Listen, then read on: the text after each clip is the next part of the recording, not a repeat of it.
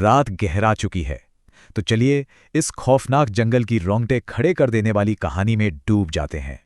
सच में, जब आधी रात को किसी पुराने जंगल से अजीब सी आवाजें आएं, तो नींद कैसे ही आएगी। इस शापित जंगल की मशहूर कहानी है आधी रात के बाद अंदर जाने वाला इंसान कभी वापस नहीं लौटता। कहानी है राघव की, एक गरीब लकड़हारा जिसने पैसों की सख्त मजबूरी में इस चेतावनी को एकदम नजरअंदाज कर दिया। अंदर का माहौल एकदम खौफनाक था। बर्फीली हवा चल रही थी और पेड़ रहस्यमयी ढंग से फुसफुसा रहे थे। फिर घने अंधेरे में अचानक एक टूटा फूटा घर नजर आया, जहां सिर्फ एक पीली लालटेन जल रही थी।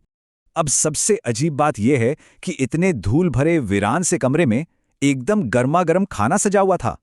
बेचारे राघव से रहा नहीं गया, पर जैसे ही उसने पहला निवाला उठाया, पीछे से एक बेहद धीमी आवाज गूंजी। 20 साल। एक प्रेत का पूरे 20 सालों तक अपने शिकार का खामोशी से इंतजार करना वाकई बेहद भयानक है। 20 साल बाद मेहमान आया है। इस अनजान आवाज ने कमरे के सन्नाटे को गहरे खौफ में बदल दिया। राघव कांपते हुए पीछे मुड़ा। वहां एक बूढ़ी औरत खड़ी थी, जिसकी आंखें पूरी तरह से खौफनाक काली थीं। डर के मारे राघव ने पूछा, तुम कौन हो? औरत का जवाब किसी भयानक झटके से बिल्कुल कम नहीं था।